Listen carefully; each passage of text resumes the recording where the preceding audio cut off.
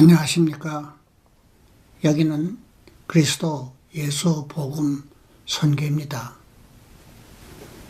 이 시간에는 성경이 사람들의 이 세상의 삶이 어떤 것인지 말씀을 해 주시고 있습니다. 그리고 여호와 하나님께서 어떻게 구원을 얻을 수 있는 길을 열어 놓으셨는지 성경 말씀을 살펴보는 시간입니다.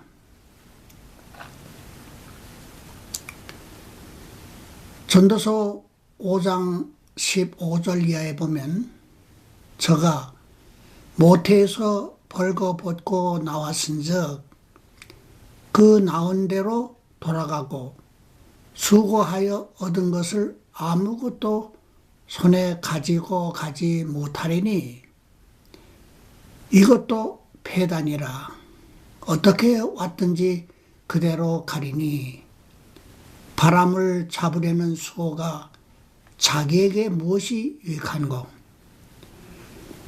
일생을 어두운 데서 먹으며 번뇌와 병과 분노가 저에게 있느니라.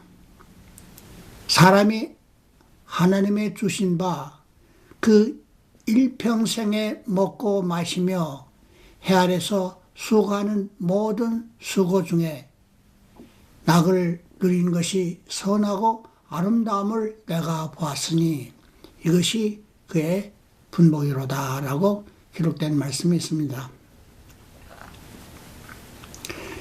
이 세상에 태어난 사람은 모태에서부터 태어날 때부터 벌거벗고 태어났다고 성경은 말씀하고 있습니다. 그래서 아무것도 가지고 태어난 것이 없음을, 손에 아무것도 가지고 태어난 것이 없음을 이 성경에 말씀하고 있습니다. 그리고 이제 인생이 끝나게 되면은 다시 이 세상을 떠나게 되는데 그동안에 수고하여 얻은 것을 아무것도 손에 가지고 가지 못하는 것임을 이 성경이 말씀해 주고 있습니다. 사람이 어떻게 왔든지 그대로 가기 때문에 그동안의 모든 수고가 바람을 잡으려는 것과 같다 얘기했고 그 잡으려는 것처럼 아무 유익이 없는 삶을 살다 간다라고 말씀을 해주고 있습니다. 그래서 일평생 우리가 사는 삶을 성경은 이렇게 정의를 내리고 있습니다. 어두운 데서 먹으며 번뇌와 병과 분노가 저에게 있느니라고 말했습니다. 근데 어두운 데서 먹는다 그 말씀은 제가 이 세상에 살면서 왜 이 세상에 살아가야 하는지 그 의미를 모르고 살아가는 것입니다. 그래서 태어났으니까, 그래서 살았으니까 죽을 때까지 이제 살아야 할 의무가 저에게 주어졌기 때문에 그냥 살아가는 것입니다. 왜 내가 이 땅에 태어나서 어떻게 살아야 되고 어떻게 내가 이 세상을 떠나야 할지에 대해서는 저는 모릅니다. 장님입니다. 사실 우리가 조그마한 일에도 어떤 의미와 목적을 가지고 있는데 사실은 이 세상에 태어났지만 왜 내가 이 세상에 태어나서 무엇 때문에 살아야 하는 이유를 모르는 가운데 살고 있는 것입니다. 그러니까 아무리 햇빛이 강력하게 비쳐도 모든 사물이 눈에 다 들어와도 내가 왜 살아야 하는지 어디서 와서 어디로 가야 하는지 그걸 밝혀줄 만한 그런 빛은 없습니다. 이 햇빛이 이러한 것들을 밝혀주지는 못합니다. 그래서 성경에는 일평생을 어두운 데서 먹으며 라고 말을 했습니다. 번뇌, 사실 사는 게 쉬운 일이 아니죠. 하루 3끼씩 우리가 음식을 공급해야만 내 몸이 무난하게 살아갈 수 있죠. 물론 비록 70에서 80을 사는 그런 삶이라 하더라도 참 이걸 우리가 살아가기 위해서는 우리 육신에 필요한 것을 공급을 해야 하기 때문에 의식주 문제가 항상 수반되기 때문에 참 이걸 어떻게 해결하나 하는 그 정말 번뇌가 우리 일생 우리를 뒤따라 다니게 되죠. 그 다음에 그냥 건강하게 사는 게 아니라 사람에 따라서는 병에 걸려가지고 참 고통 중에서 어려움을 겪고 있는 사람도 많이 있습니다. 대개가 다 이제 체력이 약해지면은 몸의 허약 때문에 어떤 병균의 공격을 받아서 결국은 대개가 허약해서 그 병으로 인해서 죽는 경우가 대부분이라고 저는 봅니다. 그리고 분노가 있다고 그랬어요. 왜 분노가 있나요? 살아가려 하다 보니까 서로 이해상관이 없을 수가 없습니다. 나한테 필요한 것을 얻는데 이해상관 때문에 다른 사람이 더 많이 가지고 다른 사람이 더 잘 살고 이렇게 되면은 그 마음에 공평성이 무너지는 그런 마음 때문에 항상 그 미운 마음 이런 것이 우리 마음에 자리 잡게 되는 거죠. 그래서 우리 살아가는 동안에 분노가 없을 수가 없죠. 그래서 성경에는 일생을 어두운 데서 먹으며 번뇌와 병과 분노가 저에게 있느니라. 이런 삶을 살다가 우리는 죽는 거죠. 그런데 어차피 주어진 우리 일생이기 때문에 이제 이것을 우리가 좀 더 값지게 보람되게 살아가는 것이 더 바람직하다고 생각을 합니다. 그래서 18절에 보면 하나님이 주신 바 그 일평생에 먹고 마시며 해 아래서 수고하는 모든 수고 중에서 낙을 누리는 것이 선하고 아름답다고 성경이 이렇게 말하고 있습니다. 그러니까 이상한 삶을 이렇게 참 스트레스 속에서 살아가고 참 이렇게 무거운 마음을 가지고 사는 것보다는 좀 가벼운 마음과 좋은 면만을 바라보고 우리가 살아가는 것이 훨씬 이 견디가 저는 쉬우리라고 생각을 합니다. 그 인생을 한마디로 이렇게 정의를 내렸습니다. 시편 49편 12절 이하에 보면 이렇게 기록이 되어 있습니다. 사람은 존귀하나 장구치 못하며 멸망하는 짐승 같도다. 저희의 이 행위는 저희의 우매함이나 후세 사람은 오히려 저희 말을 칭찬하리로다. 양같이 저희를 음부에 두기로 작정되었으니 사망이 저희 목자일 것이라. 정직한 자가 아침에 저희를 다스리니 저희 아름다움이 음부에서 소멸되며 그 거처조차 없어지려니와 하나님은 나를 영접하시리니 이러므로 내 영혼을 음부의 권세에서 구속하시리로다. 사람이 치부하여 그 집 영광이 더할 때에 너는 두려워 말지어다. 저가 죽음에 가져가는 것이 없고 그 영광이 저를 따라 내려가지 못함이로다. 저가 비록 생시에 자기를 축하하며 스스로 좋게 함으로 사람들에게 칭찬을 받을지라도 그 역대의 열조에게로 돌아가리니 영영이 빛을 보지 못하리로다.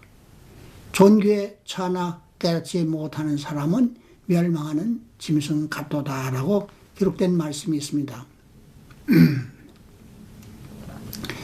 사람이 험한 게 장구치 못한 거예요. 사람은 이 세상에 태어난 존귀한 한 존재인데 그것이 장구치 못한 거예요. 영원히 살아남지 못하는 거예요. 어떤 기한이 있어서 날 때가 있고 죽을 때가 반드시 있는 거예요. 한 번 났으면 반드시 한 번은 꼭 죽어야 하는 그런 운명을 가지고 이 세상에 태어난 거죠. 그래서 우리는 이 상에 태어난 삶을 우리는 주로 걱정하고 염려하고 이 문제를 해결하는데 전 우리 일생을 소모하게 되는 거죠.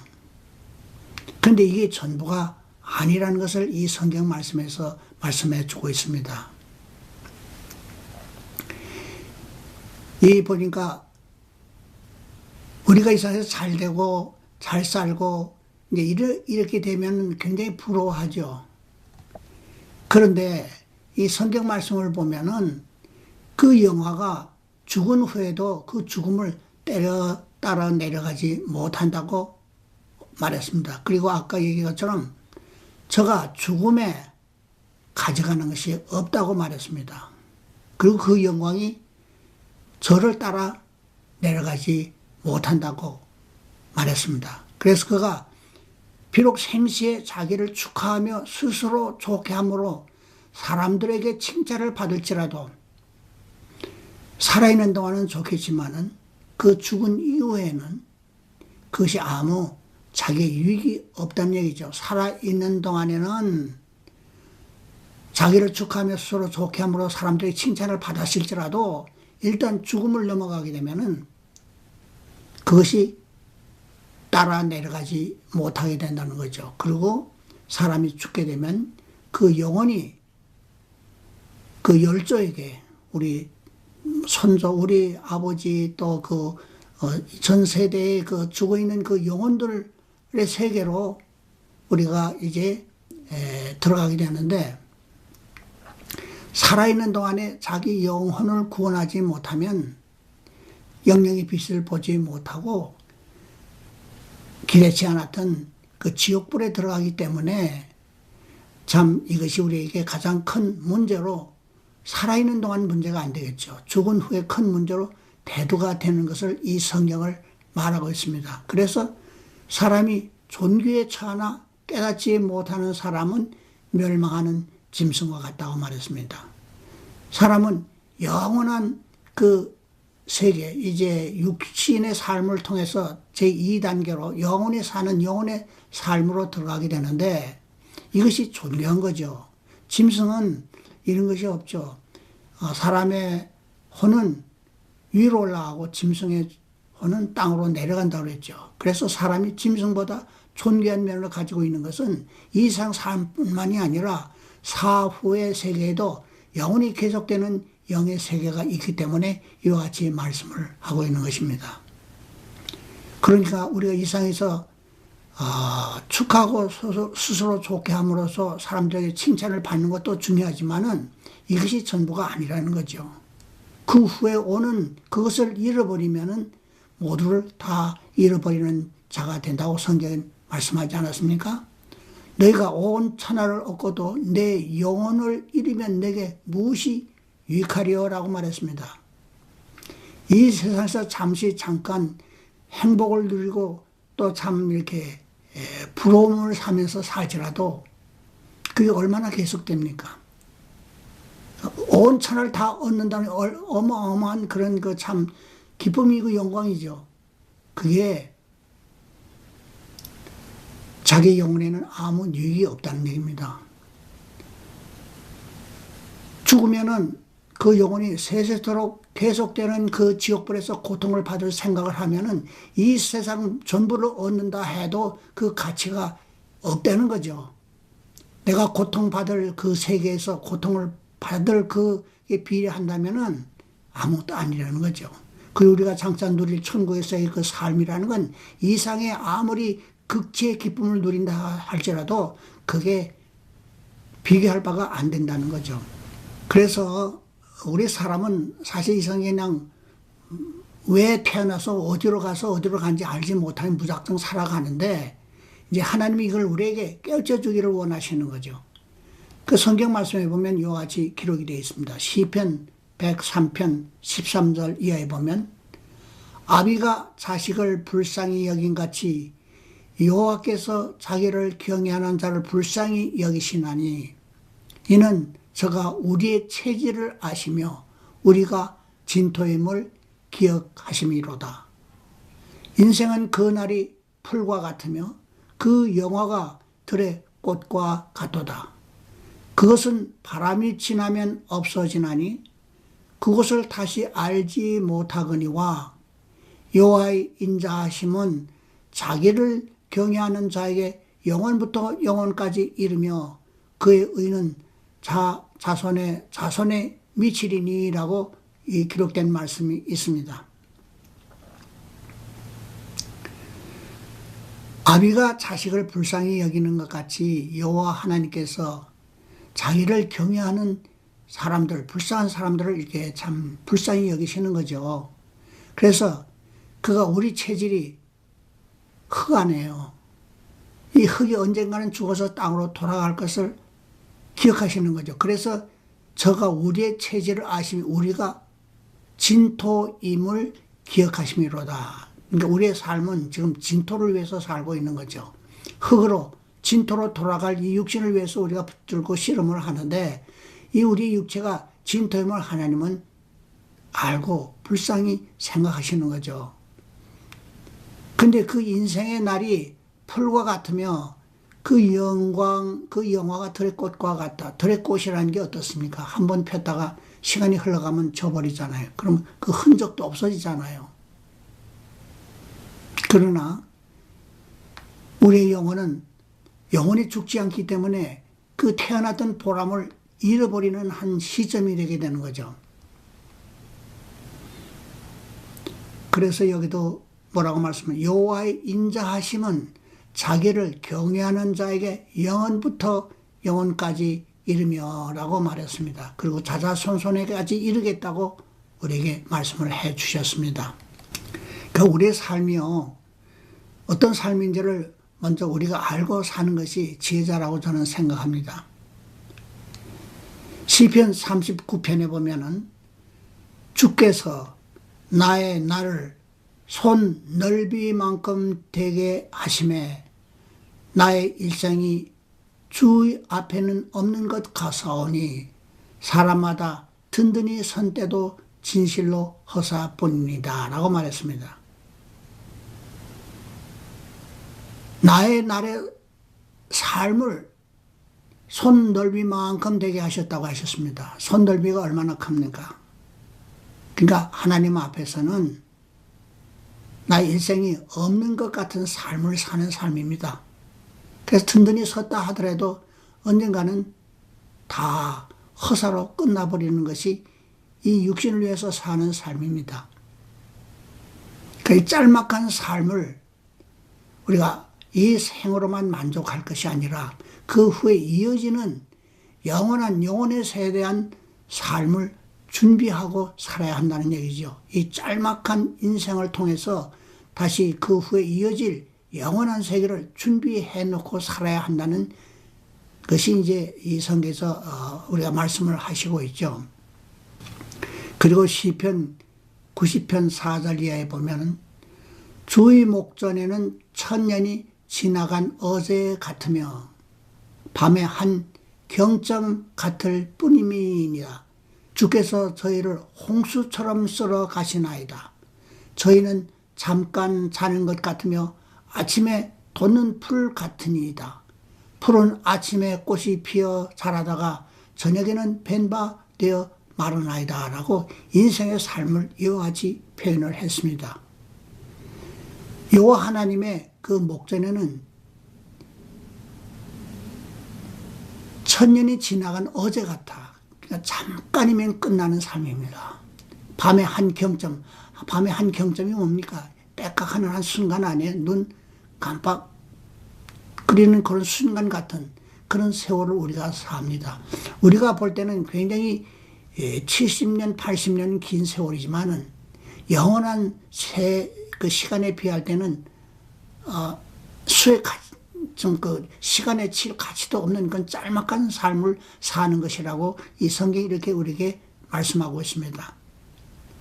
그리고 뭐라 했냐면 잠깐 자는 것 같다고 말했고, 아침에 돋는 풀 같으니 풀은 아침에 꽃이 피어 자라다가 저녁에는 벤바가 되는 것처럼 인생이 이 세상에 태어났다 잠깐 살다가 없어지는 것을 이 성경이 말씀하고 있는 거죠.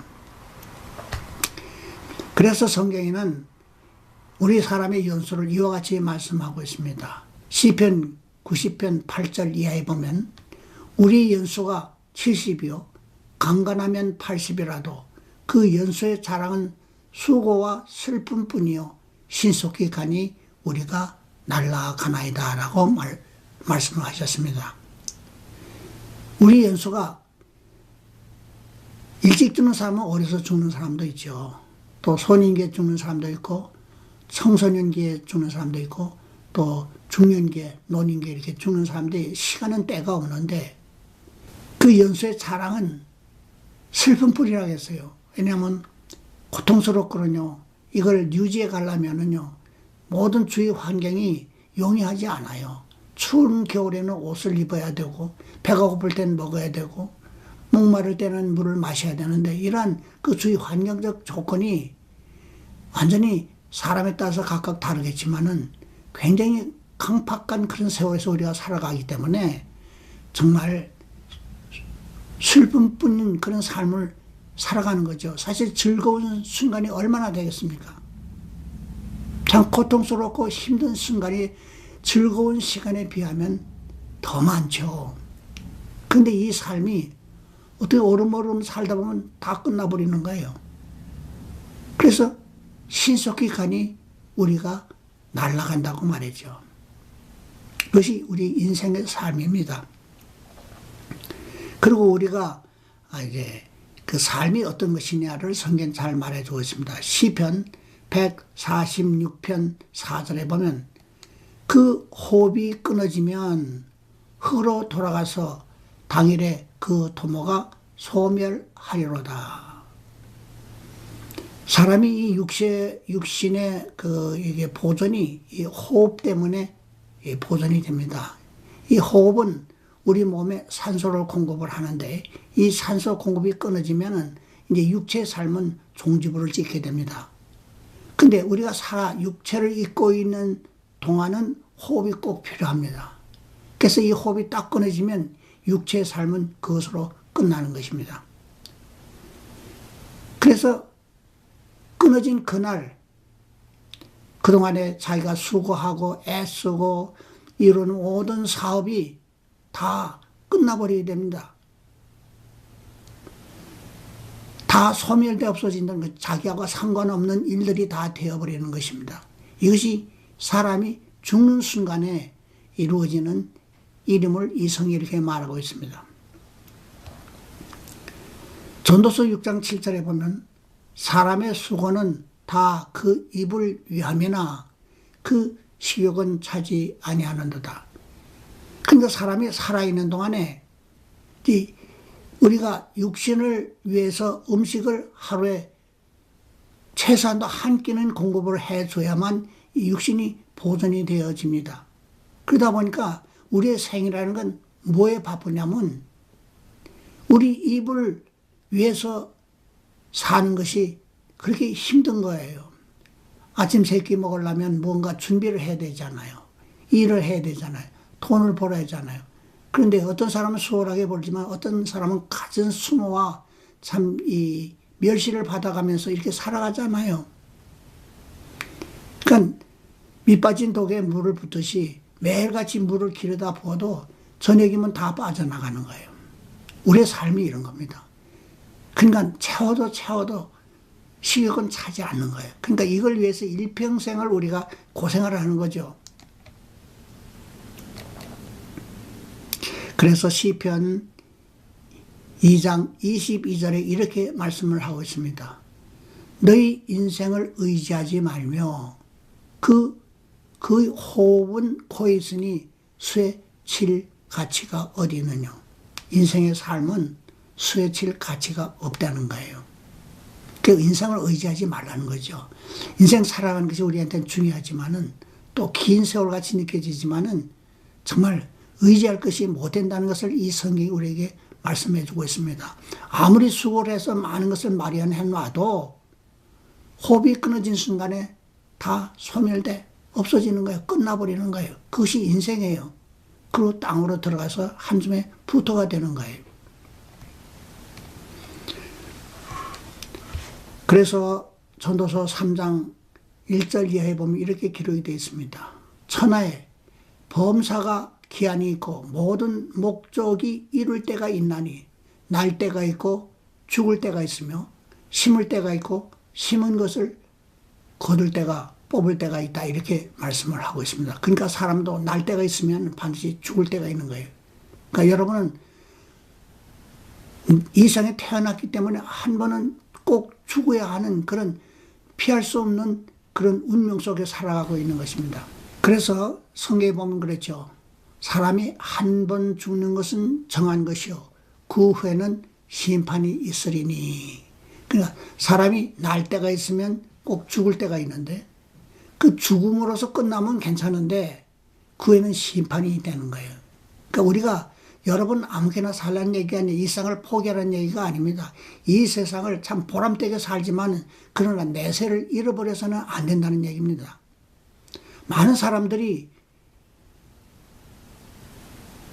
오늘이라도 눈을 감으면 눈에 흙이 들어갈 사람이 천년 만년을 살 것 같이 생각하고 사는 거예요.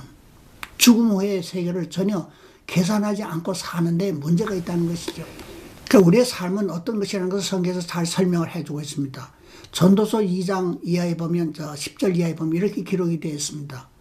무엇이든지 내 눈이 원하는 것을 내가 금하지 아니하며 무엇이든지 내 마음이 즐거워하는 것을 내가 막지 아니하였으니 나의 모든 수고를 내 마음이 기뻐하였음이라. 이것이 나의 모든 수고로 말미암아 얻은 분복이로다. 그 후에 본즉 내 손으로 한 모든 일과 수고한 모든 수고가 다 헛되어 바람을 잡으려는 것이며 해 아래서 무익한 것이라고 인생의 모든 영화와 모든 그 영광을 누려보고 한 결론이 바로 이 얘기입니다. 그 후에 본즉 내 손으로 한 모든 일과 수고한 모든 수고가 다 바람을 잡으려는 것과 해 아래서 무익한 것이라고 결론을 냈습니다. 그러나 14절에 보면 무릇 하나님의 행사는 행하시는 것은 영원히 있을 것이라 더할 수도 없고 더할 수도 없나니 하나님이 이같이 행하시면 사람으로 그 앞에서 경외하게 하려 함인 줄 내가 알았도다. 이제 있는 것이 옛적에 있었고 장래에 있을 것도 옛적에 있었나니 하나님은 이미 지나간 것을 다시 찾으시니라고 말했습니다. 하나님이 우리 삶을 통해서 주신 축복이 뭡니까? 먹고 마시는 것과 수고함으로 낙을 누리는 것이 우리 하나님이 이 세상에 살아있는 사람들에게 준 선물입니다. 근데 그것이 전부가 아니라는 거죠. 물론 하나님이 행하시는 것은 영원히 있을 것인데 인생의 삶으로 끝나는 것이 아니라는 거죠. 근데 하나님의 말씀은 더할 수도 없고 뺄 수도 없는 거예요. 그래서 우리가 하나님의 그 영원한 그 허락하신 축복 속에 들어가려면은 하나님 말씀대로 우리가 순종하고 그 길을 따라야만 됩니다. 그래서 사람이 죽은 후에도 영원한 세계가 있기 때문에 하나님은 이미 지나간 것을 다 찾으실 수 있는 분입니다. 그래 마태복음 6장에 보면 이렇게 기록이 되어 있습니다. 그러므로 내가 너에게 이르노니 목숨을 위하여 무엇을 먹을까 무엇을 마실까 몸을 위하여 무엇을 입을까 염려하지 말라. 목숨이 음식보다 중하지 아니하며 몸이 의복보다 더 중하지 아니하냐. 오늘 있다가 내일 아궁에 던지는 들불도 하나님이 이렇게 입히시거든 하물며 너희일까 보냐 믿음이 작은 자들아. 그러므로 염려하여 이르기를 무엇을 먹을까 무엇을 마실까 무엇을 입을까 하지 말라. 이는 다 이방인들이 구하는 것이라. 너희 천부께서 이 모든 것을 너에게 있어야 할 줄을 아시느니라. 너희는 먼저 그의 나라와 그의 의를 구하라. 그리하면 이 모든 것을 너에게 더하시리라. 사는 그것이 전부가 아니다. 그래서 네가 이 세상에 태어날 때 하나님 나라를 소유하지 못하고 태어났기 때문에 내 이 세상의 삶도 중요하지만 먼저 내가 준비하고 있어야 할 것이 있다. 그것이 뭐냐면 하나님의 나라와 하나님의 의입니다. 이거 이름은요, 이 세상에 태어났던 보람이 없습니다. 왜 그렇습니까? 사람이 죽은 후에는 사후의 세계가 있기 때문입니다. 7, 80년을 위해서 영원한 세계를 잃어버리는 것은 어리석은 자입니다. 태어났기 때문에 이제는 피할 수 없는 운명에 처하게 된 거예요. 그래서 우리에게 먼저 부탁한 것이 뭐냐면 너희는 먼저 그의 나라와 의를 구하라는 것입니다. 이거 잃어버리면요, 차라리 이 세상에 태어나지 않은 것만 못합니다. 왜 했냐고요? 지옥이라는 것은 억년에 끝나는 게 아니에요. 우리가 억만 년이 지나도 지옥은 계속 진행되는 것입니다. 그러니까 이 세상에 태어났기 때문에 지옥에 들어간다면 그 고통을 어떻게 감당하겠습니까? 그래서 성경에는 너희는 차라리 참 하나님 나라를 소유하지 못하고 죽게 되는 사람들에게 말하기는 차라리 세상에 나지 않은 말 못하다라고 그 참 불쌍한 그런 그 처참한 말을 우리에게 말씀을 남긴 것입니다. 고린도전서 15장 47절 이하에 보면 첫사람은 땅에서 났으니, 그러니까 사람의 삶이 이제 육신을 입고 사는 첫사람, 우리 사람을 가리키는 말함이죠. 땅에서 났으니 흙에 속한 자와 같거니와 둘째 사람은 하늘에서 났으니 둘째 사람은 하늘에서 나셨느니라. 무릇 흙에 속한 자는 흙에 속한 자들과 같고 무릇 하늘에 속한 자는 저 하늘에 속한 자들과 같으니 우리가 흙에 속한 자의 형상을 입은 것 같이 또한 하늘에 속한 자의 형상을 입으리라고 말했습니다. 우리의 삶이 이 땅에 주어졌기 때문에 이제 또 하늘에서의 그 완전한 형상을 입고 사는 삶이 주어지게 된 것입니다. 그 썩을 육신이 있음으로 인해서 썩지 않을 영원한 영혼이 살게 되는 것입니다. 그러니까 우리 조상 아담은 흙에 속한 자로서 태어났지만 예수님은 하늘에 속한 자로 태어나서 우리에게 하나님의 생명을 넣어주심으로 인해서 우리가 이상의 육신을 입고 사는 그런 삶도 살지만은 예수님을 믿은 후부터는 우리의 삶이 저 하늘의 형상에 속한 자의 형상을 입고 또한 하나님 나라에서 영원히 살게 된다는 것을 여기서 말씀해 주고 있습니다. 그런데 우리의 삶이 왜 중요하냐를 지금 조금 더 말씀을 드려야 되겠습니다. 하나님은 공의로운 분이기 때문에 절대 죄 있는 자를 죄 없다고 하지 아니하시고 죄 없는 자를 죄 있다고 하실 수 없는 분이에요. 전도서 11장 9절에 보면 이렇게 기록이 되어 있습니다. 청년이여 너희 어린 때를 즐거워하며 내 청년의 날을 마음에 기뻐하여 마음에 원한 길과 내 눈이 보는 대로 쫓아 행하라. 그러나 하나님이 이 모든 일로 인하여 너를 심판하실 줄 알라. 그런즉 근심으로 내 마음에서 떠나게 하여 악으로 내 몸에서 물러가게 하라. 어릴 때와 청년의 때가 다 헛되니라고 말했습니다. 이 말씀을 잘 살펴보세요. 청년이여 내 어린 때를 즐거워하며 내 청년의 날을 마음에 기뻐하여 마음에 원하는 길과 내 눈이 보는 대로 쫓아 행하라. 그런데 다음 말씀 보세요. 하나님이 이 모든 일로 인하여 너를 심판하실 줄 알라라고 말했습니다. 고린도후서 5장 10절에 보면 이렇게 기록이 되어 있어요. 이는 우리가 다 반드시 그리스도의 심판대 앞에 드러나 각각 선악간에 그 몸으로 행한 것을 따라 받으려 함이라고 말했습니다. 그러니까 하나님이 이 세상에 우리가 사는 동안에 살아가는 동안에 지은 죄를 그게 그냥 없어지는 거 아니에요. 그건 책의 기록에 그대로 남아 있습니다. 그래서 우리가 그냥 하나님 만날 준비를 하지 않고 죽게 되면 그 형벌을 고스란히 그대로 받게 되는 거죠.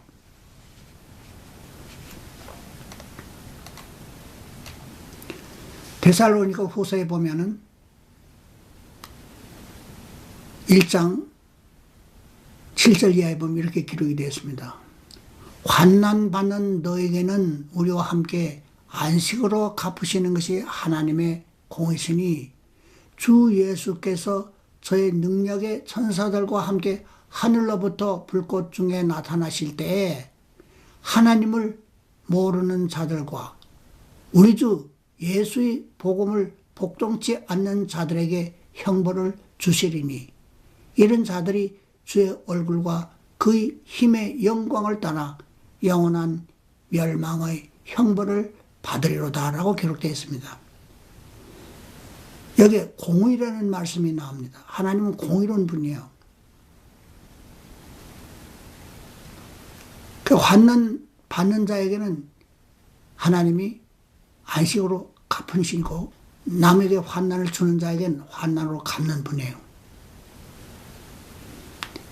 그러니까 내가 무슨 죄를 지었든지 그 죄에 대한 대가를 반드시 하나님은 요구를 하는 것이죠. 그래서 하나님은 절대 눈 감아주는 법이 없는 분이라는 것을 먼저 알아야 됩니다. 민수기 35장에 보면 이렇게 기록이 되어 있습니다. 너희는 거하는 땅을 더럽히지 말라. 피는 땅을 더럽히나니 피 흘림을 받은 땅은 이를 흘리게 한 자의 피가 아니면 속할 수가 없다고 말했습니다. 하나님은 우리가 어떤 죄를 범했든지 그에 대한 대가를 반드시 그에 상당한 대가를 반드시 하나님은 대가를 받는 분입니다. 치러야 됩니다. 죄를 범했으면 그만큼 형벌을 받아야 되는 것입니다. 출애굽기 21장 23절에 보면 그러나 다른 해가 있으면 갚되 생명은 생명으로 눈은 눈으로 이는 이로 손은 손으로 발은 발로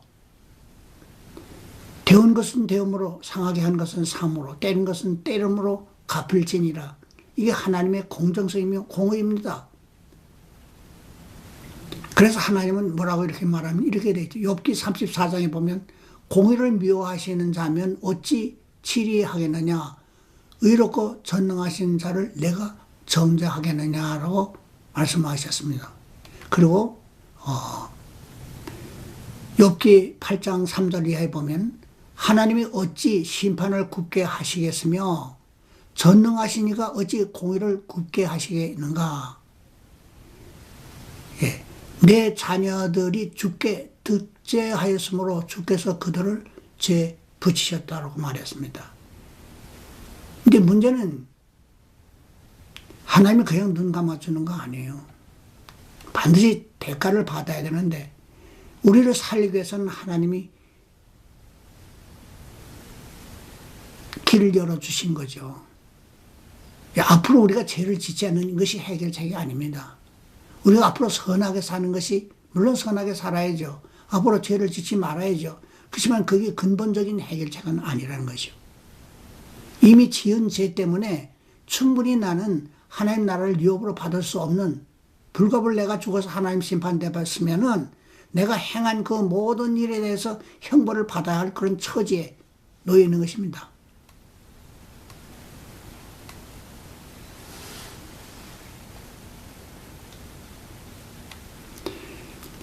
아까도 얘기했지만은 하나님을 모르는 자들과 하나님 모르는 자에서 죄가 없는 건 아니에요. 여전히 죄를 그대로 가지고 있어요. 그 죄 있는 자는 하나님 나라를 유업으로 받을 수 없습니다. 그런데 하나님께서 우리에게 죄 용서를 받고 깨끗함을 받을 수 있는 그러니까 거듭나는 그런 길을 우리에게 허락해 주셨는데 그 과정을 싫다고 거스리고 하는 사람은 죄를 해결할 방법이 없어요. 그러니까 여기도 뭐냐면 주 예수의 복음을 복종치 않는 자들에게 형벌을 주시리로다. 여러분 복음이 뭔지 분명히 알아야 됩니다. 복음이 뭡니까?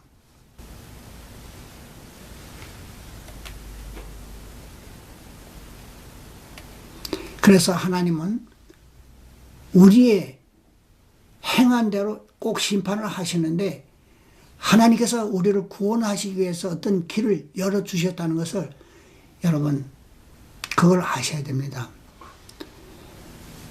에레미야서 2장에 보면 이렇게 기록이 되어 있습니다. 주 여호와 내가 말하노라.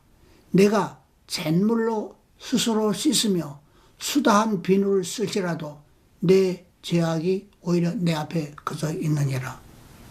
이 죄는요 그냥 없어지는 거 아니에요. 아까도 했죠.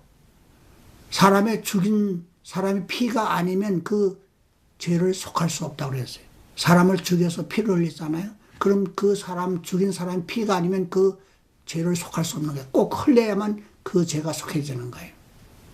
그래서 아까 생명은 생명으로 갚아야 된다고 그랬죠. 죄삭은 사망이라고 했죠. 이게 어떤 하나님의 형벌을 그냥 넘어가는 게 아닌 것을 이 성경에 말해주고 있습니다. 아무리 내가 내 죄를 강력한 잿물로 스스로 씻어도 이거 씻겨지지 않아요. 그걸 페이업 할 때까지는 절대 그것이 없어지는 법이 없습니다. 수다한 비누를 써서 빨아도요, 이 죄는 그대로 남아있는 겁니다. 언제까지? 갚을 때까지 남아있는 거예요. 그래서 이사야서 59장 6절에 보면 그 짠 것으로는 옷을 이룰 수 없을 것이요 그 행위로는 자기를 가려울 수 없을 것이며 그 행위는 죄악의 행위라. 그 손에는 강판 행습이 있으며 라고 말했습니다. 우리 의로운 행위가 우리 죄를 가려울 수 있을 것 같다고 생각하죠? No way. 의로운 행위는 의로운 행위고 죄는 죄입니다. 죄는 죄대로 갚아야 되고 의로운 행위는 우리가 하나님 나라에 갔을 때 상급으로 우리가 받는 것이지 그것이 죄를 얻게 하지는 못합니다. 호세아서 6장 6절에 보면 이렇게 말씀하셨어요. 나는 인애를 원하고 제사를 원치 아니하며 번제보다 하나님 아는 것을 원하노라라고 말씀하셨습니다. 자비를 원한다고 했어요. 하나님의 마음을 바로 알아야만 됩니다. 하나님이 나를 어떻게 이 죄악에서 살 수 있도록 길을 열어주셨는지 우리가 알아야 됩니다. 그 하나님의 인애를 알아야 됩니다. 인애를 원하고 제사를 원치 아니하고 번제보다 하나님 아는 것을 원한다고 하는 말씀의 그 내용이 뭔지 여러분 깊이 생각을 해야 됩니다. 그래서 예수님이 마태복음 12장에 이와 같이 말씀을 하셨죠. 나는 자비를 원하고 제사를 원치 아니하노라 하신 뜻을 너희가 알았다면 무죄한 자를 죄로 정치 아니하였으리라. 인자는 안식일의 주인이라 하시니라고 말했습니다.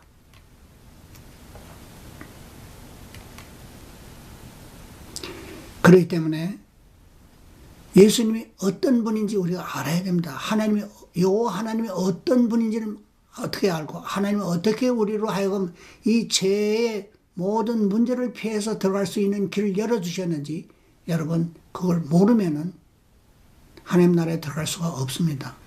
요한계시록 18장 이하에 보면 또 내가 들으니 하늘로서 다른 음성이 나서 가로되 내 백성아 거기서 나와 그의 죄에 참여하지 말고 그의 받을 재앙을 받지 말라. 그 죄는 하늘에 사무쳤으며 하나님은 그의 불의한 일을 기억하신지라고 기록되어 있습니다. 이 말씀은 사람이 하나님을 떠나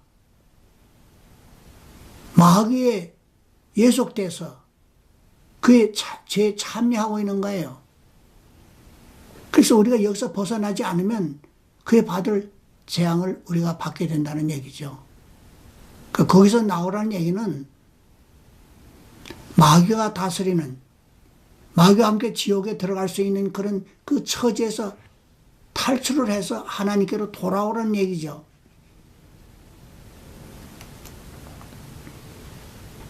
그래서 많은 사람들은 내가 하나님이 다스리는 영역 속에 있다고 생각하지만 그게 아니에요. 지금은 하나님을 떠나서 하나님의 형벌의 대상의 위치에서 지금 살아가고 있는 거예요.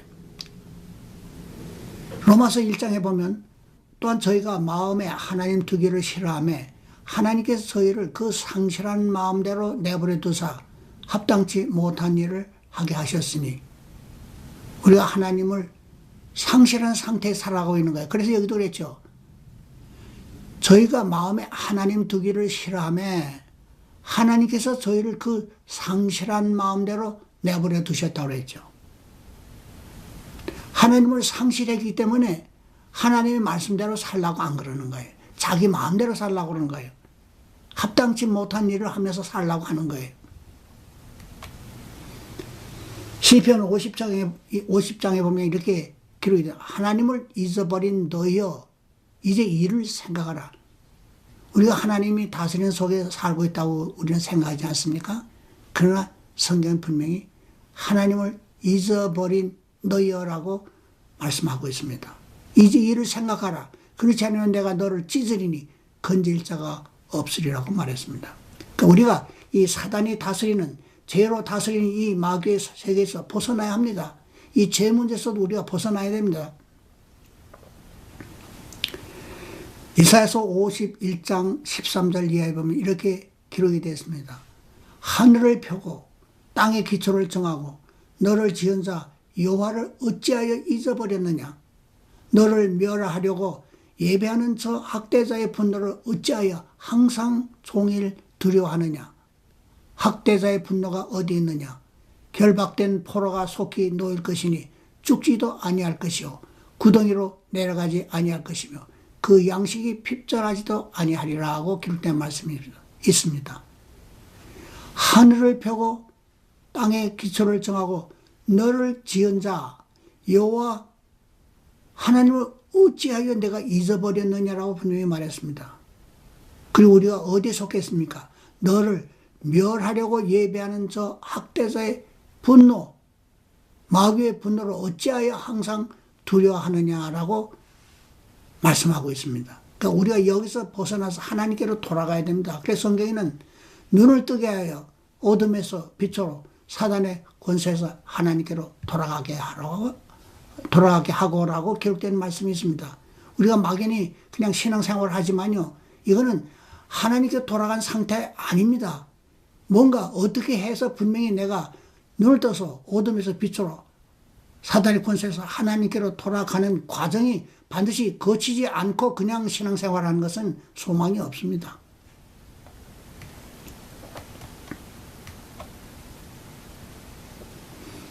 그래서 우리가 하나님을 떠나 있다는 걸 먼저 알아야 됩니다. 그래서 이 세상에 우리가 안주하다가 사는 것도 좋지만은 그대로 끝나면 큰일 납니다. 어떻게 지옥이라는 그 불 속에서 그 고통을 감당할 수 있겠어요? 시편 59편에 이렇게 기록이 되어 있습니다. 오직 너희 죄악이 너희와 너희 하나님 사이를 내었고, 우리가 하나님과 하나님 사이가 분리되어 있습니까? 안 되어 있습니까? 사이가 내었다고 그랬죠. 너희 죄악이 그 얼굴을 가려서 너희를 듣지 않으시게 하미니 이는 너희 손이 피해 너희 손가락이 죄악에 들어왔으며 너희 입술은 거짓을 말하며 너희 혀는 악독을 바라매라. 그 사람이 죄로 오염되어 있는 거예요. 그러니까 이것이 누구 때문에 이렇게 됐습니까? 마귀 때문에 이렇게 된 것입니다. 근데 아담이 정신을 똑바로 차리고 마귀의 말을 거절하고 하나님의 말씀을 순종했다면 이런 일이 안 벌어졌죠. 아담 한 사람의 실수로 말미암아 그 후손들이 마귀의 다스림 속에서 벗어날 수 없게 된 것입니다. 욥기 35장에 보면 이렇게 기록이 되어 있습니다. 너는 하늘을 우러러보라. 내 위에 높은 궁창을 바라보라.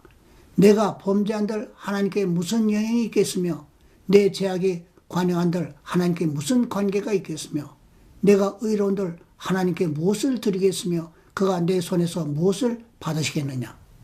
내 악은 노아 같은 사람이나 해할 따르며 내 의는 인생이나 유익하게 할 뿐이라고 말했습니다. 무엇을 의미합니까? 우리가 하나님을 떠나 있는 거예요.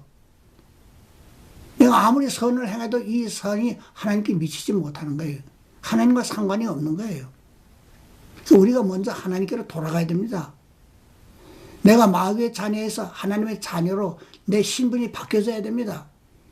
이것을 성경에서는 거듭난다고 말씀을 하고 있습니다. 그냥 내가 어떤 뭐 신앙생활하고 선하게 살고 자선 사업하고 뭐 11조 내고 뭐 건축을 그래서 이루어지는 거 아니에요.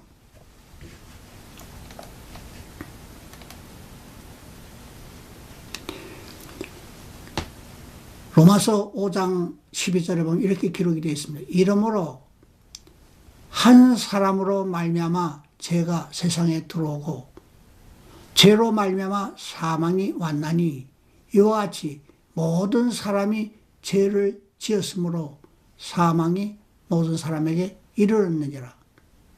여기 보니까 한 사람으로 말미암아 죄가 세상에 들어왔다고 말했습니다. 여러분 창세기에 선악과 말씀 알죠? 아담 한 사람입니다. 아담 한 사람이 마귀 결코 죽지 아니하리라는 그 말을 듣고 선악을 따먹은 결과입니다. 선악을 알게 하는 나무를 먹지 말라. 정녕 네가 먹는 날은 죽으리라고 한 절대적인 말씀을 불순종함으로 인해서 그대로 돼버린 것입니다. 그래서 한 사람으로 말미암아 죄가 세상에 들어오게 됐어요. 그리고 모든 사람이 죄 때문에 죄 삭은 사망이라고 했죠. 다 죽는 거예요. 그게 뭘 의미합니까? 모든 사람이 죄를 범하기 때문에 사망이 오는 거예요. 죄의 결과예요. 죄를 지었기 때문에 모든 사람이 사망이 이르렀다고 말을 하고 있습니다. 이 성경에 보면은 모든 사람이 죄를 범하였음에 하나님의 영광에 이르지 못하니, 그러니까 사람이 지금 처해 있는 상태가 하나님의 영광에 이를 수 없는 처지의 사람들이 다 태어나서 살아가며 살다가 죽는 거예요. 그러니까 여기서 탈출을 해야 된다는 얘기죠.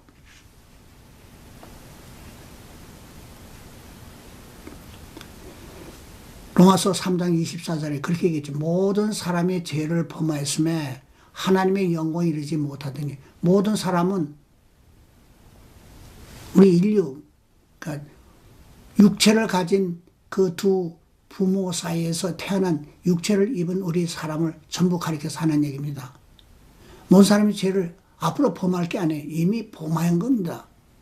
죄를 범했다는 것은 율법을 이미 범했다는 것입니다. 율법은 범하지 않았을 때 율법으로 인해서 우리가 생명을 보존할 수 있지만, 율법을 범하게 되면 율법은 이미 기회를 잃어버린 자가 됩니다. 이미 율법을 범해서 우리는 다 죄인이 됐어요. 이제 율법으로는 영생을 얻을 길이 다 캔슬돼 버렸어요. 왜? 범했으니까. 그거는 살 길이 없는 거예요. 범하지 않았을 때는 살 수 있는데 범했기 때문에 죽는 거예요, 저는요. 하나님의 영광에 이르지 못한다는 얘기가 뭡니까? 하나님의 영광이 어디에 있습니까? 하나님 계신 곳에 있지 않겠어요? 하나님이 계신 하나님 나라에 이를 수 없음을 말씀하시는 것입니다. 예, 여러분 자신이 의인이라고 생각하시는 분은 예수님 말씀을 한번 자세히 들어보시기 바랍니다. 마태복음 15장 이하에 보면 이렇게 기록이 되어 있습니다. 마음에서 나오는 것은 악한 생각과 살인과 음란과 간음과 도적질과 거짓 증거와 회방이니, 이런 것들이 사람을 더럽게 하는 것이요. 마음에서 나오는 것 뭡니까? 악한 생각이라고 해서 악한 생각. 사람이 선하기만 하다면 악한 생각을 하려고 해도 할 수가 없죠. 그 악한 생각을 할 수 있다는 것은 그 악한 생각을 할 수 있는 요인이 사람 속에 있다는 것을 의미하는 것입니다. 악을 모르는 사람이 어떻게 악한 생각을 할 수 있겠어요? 로마서에도 인간의 육신에 죄가 있다는 것을 이렇게 말씀해 주고 있습니다. 로마서 8장에 보면은 곧 죄를 인하여 자기 아들을 죄 있는 육신의 모양으로 보내요. 육신의 죄를 정하사. 뭐 때문에요? 죄 때문에. 자기 아들을 왜 죄 있는 육신으로 보내야 하는 이유가 어디냐면, 인간의 입고 있는 육신 속에 죄가 있기 때문에 그 죄 문제를 해결해 주기 위해서 죄 있는 육신의 모양으로 그 아들을 보내야 한 거예요. 왜냐하면 우리가 죄 있는 육신을 입고 있기 때문에 죄 있는 육신의 문제를 해결해 주기 위해서는 그 문제 육신을 예수님이 입고 오신 거예요. 어디에 죄가 있다고 정했어요? 육에 죄가 있다고 정하사 그랬죠. 우리는요, 한 사람도 자기의 능력이나 힘으로 하나님 나라에 들어갈 자는 하나도 없습니다. 이 세상을 영원하게 살든 비참하게 살든 죽음 앞에 설 때는요, 하나님 나라에 들어갈 자 한 사람입니다. 성경에 뭐라고 했어요? 유대인이나 헬라인이 다 죄 아래 있다고 선언했다고 말씀했죠. 기록한 바 의인은 없나니 하나도 없다고 말했습니다.